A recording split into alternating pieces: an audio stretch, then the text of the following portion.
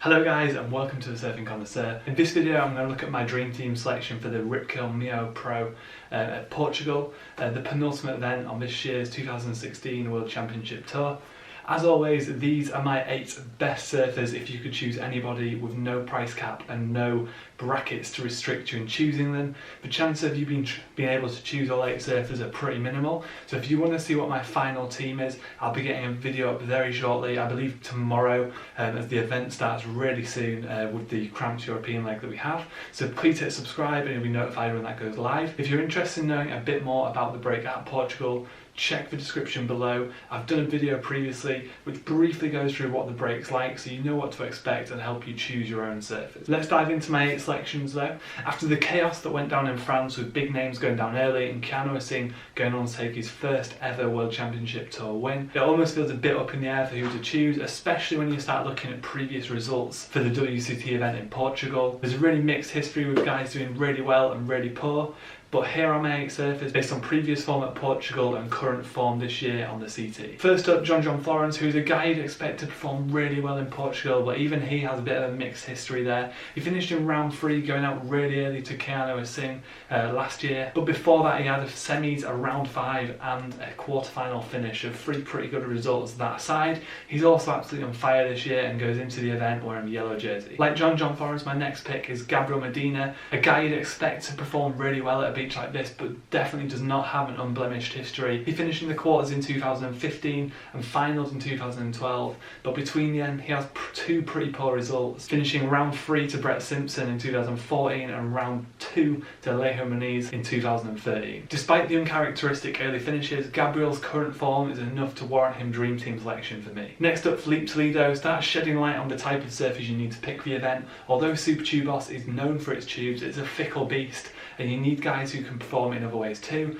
Once it starts getting fickle, usually the reason it's not barreling is wind. When you've got wind, you can usually air. Look at my first 3 selections, John, Gabby and Felipe. You're looking at guys who are really good in the air. Felipe Toledo's results: he actually won the event last year and finished in the quarters in 2014. In 2013 he went out in round 3, but to no less than John Florence. Next up, another guy with a really mixed history, Julian Wilson. He's not won a heat in the last couple of years at Portugal, so you may ask why I'm selecting him, but when you look a bit further back, in 2013 he finished in the quarters, in 2012 he made the semi-finals, and I think this is kind of reflective of Julian in general. Look at his results this year. He's got a handful of 25ths and a handful of results that a world title contender would be really proud to have. So it kind of just sums him up. But like I say, when you're looking at someone who can barrel and air, Julian's your guy. Next guy's a bit more of a wild card. I'm going for Kai Otten. Poor results in 2015 and 2012, with a round 2 exit last year and a round 3 exit in 2012. Aside from that though, he's won the event in 2013 and finished in the semi-finals in 2014. For a guy in the bottom tier of the WSL fantasy surfer and pretty cheap on the Surfer Mag version, means he's actually quite an appealing selection. Next up, Josh Kerr.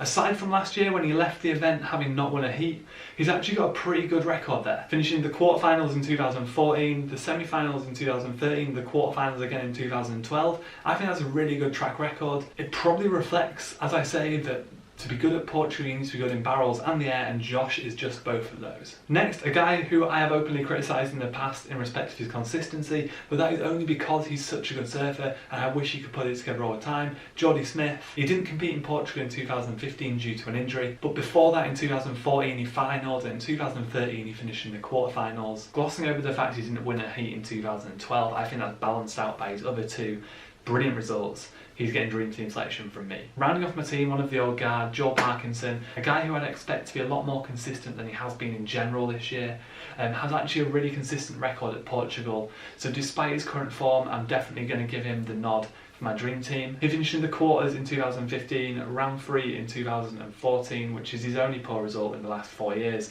and then semis in 2012, 2013.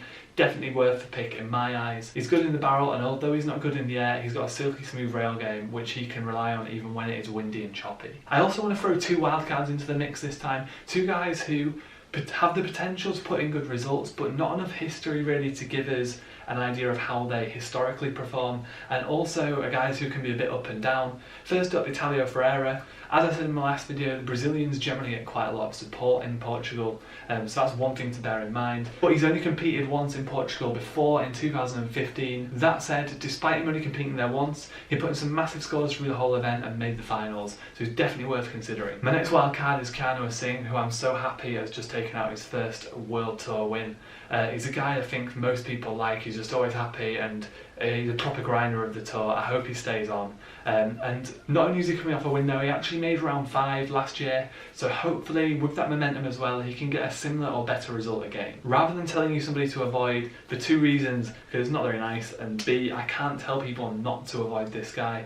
But looking at his previous form, there's definitely merit in suggesting people avoid him. I'm going to say just question whether you put him in your team. Like I said, I don't want to say avoid him, because you never know what he's going to do, but Kelly Slater in the last 4 years has not made it past round 3, which is pretty shocking for me. Okay, Kelly's been hit and miss for a while now, but not making it past round 3 at the same event for that long came as a surprise to me when I was looking back through the history of results.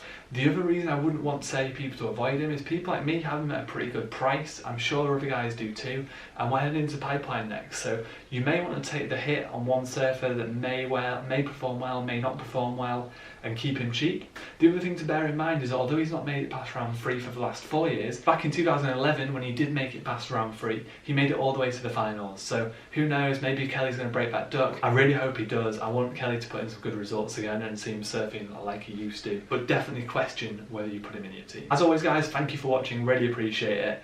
Hit the like button below if you found this useful, and definitely give me your thoughts in the comments below. Let's get some dialogue going and we can have some discussion about who's going to be a good selection. As I say, my picks will be going up tomorrow. This is my dream team. My picks team will be actually my team, so you can see who I've gone for. I'll obviously be trying to incorporate as many of these guys as possible, but that probably isn't going to be possible when you start factoring the caps and salaries.